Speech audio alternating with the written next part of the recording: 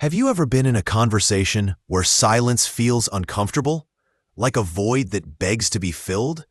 That's a powerful moment, because most people can't sit in that silence. They rush to speak, to explain, to justify. But here's a secret. The one who holds back, who resists that urge to immediately speak, often controls the direction of the interaction. Psychologists call this the power of the pause. A well-timed pause in conversation increases the perceived intelligence, authority, and confidence of the person using it. You seem more thoughtful, more grounded, and ironically, you often end up saying less, but meaning more. In negotiations, interviews, even romantic relationships, those who use silence wisely come across as more attractive because they seem in control. Silence makes others lean in. It builds mystery, and it gives your words, when they do come, far greater weight. There's a saying in behavioral psychology: the person who cares less about filling silence will. There's a moment in every person's life where they realize something isn't working, not because they're not trying hard enough, but because they're trying too hard. Imagine standing in the middle of a storm, shouting at the wind to stop. The harder you scream, the more exhausted you become. But the wind, it doesn't care. It howls just the same. That's when it hits you. You were never in control to begin with. This isn't about giving up. It's not about laziness or defeat. It's about the most misunderstood, underestimated, and liberating act you can perform in your entire life: surrender. Not to others, not to failure, but to the present, to life, to the moment that's unfolding in front of you, exactly as it is. This video isn't going to teach you how to dominate the world. It's going to show you how to let go, and in doing so, finally be free. Because sometimes the strongest thing you can do is stop fighting. Just surrender. The illusion of control. From the moment we're born, we're taught to take control of our lives, our futures, our goals. We're told that if we want something, we have to grab it, shape it, push it into existence. And while effort has its place, this obsession with control becomes a silent poison. It makes us believe that anything not going our way is a personal failure, that every outcome is our responsibility. But here's the truth: control is mostly an illusion. Think about it. Did you choose the weather today? Did you decide how someone would treat you?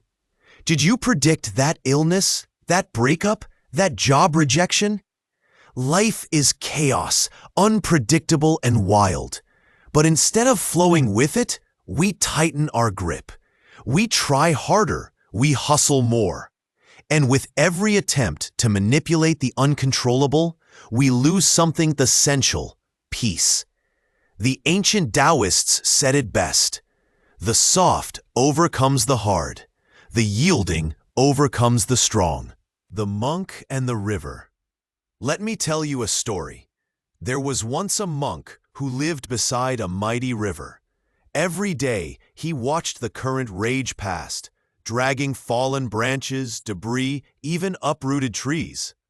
One evening, he saw a man fighting the current, desperately swimming, flailing, screaming.